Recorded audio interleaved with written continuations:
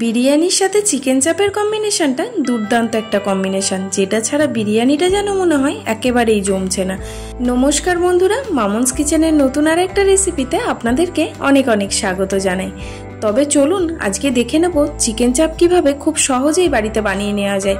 যারা ভাবেন চিকেন চাপ বানানোটা বেশ কঠিন কাজ, তাদের জন্য থাকলো আজকে খুব সহজ পদ্ধতিতে একদম রেস্টুরেন্টের টেস্টের চিকেন চাপের রেসিপি।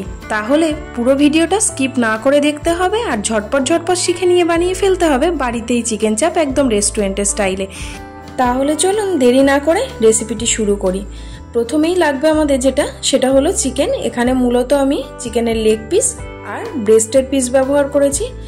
চিকেন চাপের জন্য এই মাংসের পিসগুলোই একদম পারফেক্ট। এবার আমার এখানে 5 পিস মাংস হয়েছে। 5টা মাংসর পিসকেই আমি চাকু দিয়ে একটু করে চিড়ে দিচ্ছি, মানে একটু পকেট বানিয়ে দিচ্ছি, যাতে মশলাগুলো খুব ভালোভাবে ঢুকে যায় এবং খুব ভালোভাবে মাংসটা সিদ্ধও হয়ে যায়। আমি প্রত্যেকটা পিসেই দেখতে পেলেন হালকা হালকা করে চিড়ে পকেট বানিয়ে নিয়েছি। এবার একটা বড় মিক্সিং বাটির মধ্যে মাংসের পিসগুলো নিয়ে নিয়েছি। এদিকে মশলা বানানোর জন্য এখানে 15 থেকে 16 কোয়া রসুন নিয়েছি, 7-8 পিস আদার টুকরো নিয়েছি আর 3টে পেঁয়াজকে আমি 4 ফালি করে নিয়েছি। তাছাড়াও আমাদের লাগছে টক দই। এখানে আমি 4 চামচ মতো সাদা দই নিয়েছি, মানে টক দই, 1.5 চামচ পোস্ত আর প্রায় 1.5 থেকে 2 চামচ মতো চারমগজ নিয়েছি। তার সাথে নিয়েছি 8-10 কোয়া কাজু, যেটাকে আমি 2 ভাগ করে নিয়েছি। এরপরে একটা মিক্সির জারের মধ্যে কাজু, পোস্ত এবং চারমগজটাকে শুকনো অবস্থায় একটু গুঁড়ো করে নিলাম। তারপরে দিয়ে দিচ্ছি এর মধ্যে একে একে পেঁয়াজের পিসগুলো, তার সাথে আদা, রসুন এবং টক দই সব কিছু দিয়ে খুব ভালোভাবে আবারও একবার পেস্ট করে নেব।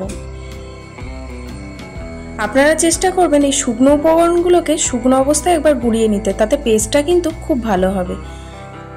দেখতেই পেলেন আমার সব কিছু দিয়ে পেস্ট করা হয়ে গেছে।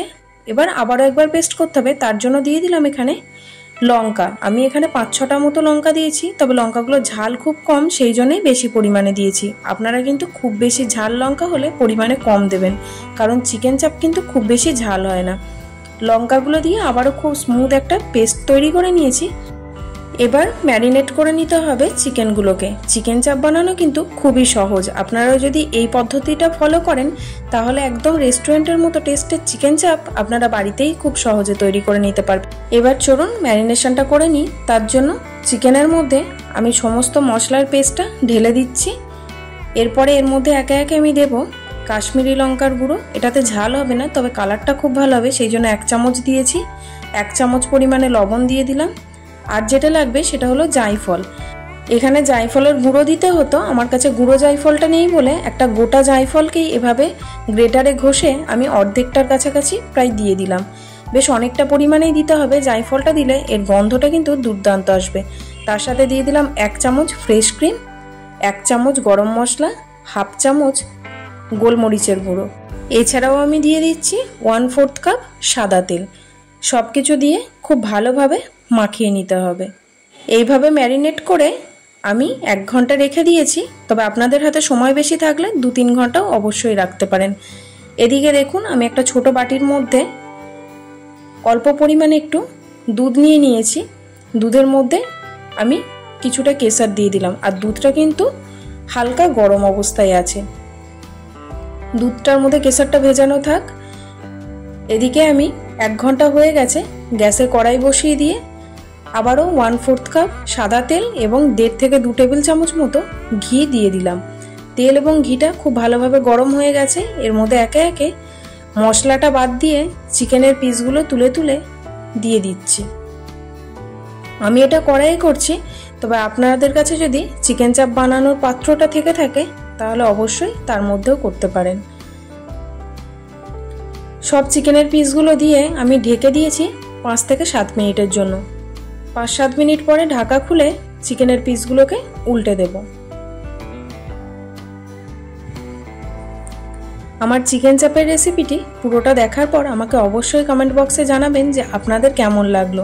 আর বাড়িতে যখন এরপরে বিরিয়ানি করবেন অবশ্যই এই চিকেন চাপের রেসিপিটা একবার ট্রাই করে দেখবেন। আশা করছি আর কোনোদিনই দোকান থেকে কিনে খেতে ইচ্ছা করবে না। খুব সহজেই অল্প খরচে বাড়িতেই কিন্তু একদম রেস্টুরেন্টের মতো চিকেন চাপ আপনারাও তৈরি করে নিতে পারবেন। তো দেখুন আমার দুটো সাইডই 5-10 মিনিট ধরে ভেজে নেওয়ার পরে আমি মশলাটা দিয়ে দিলাম। এক্সেস যে মশলাটা ছিল সেটা দিয়ে আবারও একটু নাড়াচাড়া করে নেব মিনিট 2-1 জন্য। চিকেন চাপের মেন খাটনি কিন্তু ম্যারিনেশন প্রসেসটাই, তারপরে কিন্তু আর কোনো রকমই সেরকম কোনো খাটনি নেই। দেখুন আমি 5 মিনিট ধরে একটু নাড়াচাড়া করে নেওয়ার পরে এর মধ্যে বাটি ধোয়া জলটা দিয়ে দিলাম, কারণ এর মধ্যে প্রচুর পরিমাণে মশলা লেগেছিল আর লবণটা মনে হলো সামান্য একটু কম হবে, সেই জন্য আরেকটু পরিমাণে লবণও দিয়ে দিলাম। এরকম করে আমি 3 থেকে 4 মিনিট আবারও রান্না করে নেব। তারপরে দিয়ে দিলাম ঢাকা। ঢাকা দিয়েও 5 মিনিট মতো রান্না করে নিয়েছি। তারপরে ঢাকা খুলে দুধে যে কেশর ভেজানোটা ছিল সেটা দিয়ে দিলাম। সবটা দিয়ে দিলাম। এই দুধ আর কেশরের গন্ধটা কিন্তু অতুলনীয় করে দেয় এই চিকেন চাপের রেসিপিটিকে। আপনারা কিন্তু এই কেশর ভেজানো দুধটা অবশ্যই দেবেন। তারপরে আবার একটু নেড়ে চেড়ে দিচ্ছি। আমাদের চিকেনগুলো অলমোস্ট সিদ্ধ হয়ে গেছে। এবার দিয়ে দিলাম 1/2 চামচ বিরিয়ানি মশলা, 1 চামচ গোলাপ জল, 1 চামচ কেওড়া জল। তারপরে আবার একটু নাড়াচাড়া করে 5 মিনিট রান্না করে নিয়ে নামানোর আগে দিয়ে দিচ্ছি মিঠা আতর। মিঠা আতরটাও দিয়ে দিলাম আমি 5 থেকে 6 ড্রপ মতো। সব কিছু দেওয়া হয়ে গেছে। এবার নেড়ে চেড়ে স্ট্যান্ডিং টাইমে 5 মিনিট রেখে দিলেই তৈরি হয়ে যাবে একদম দোকানের মতো চিকেন চাপ।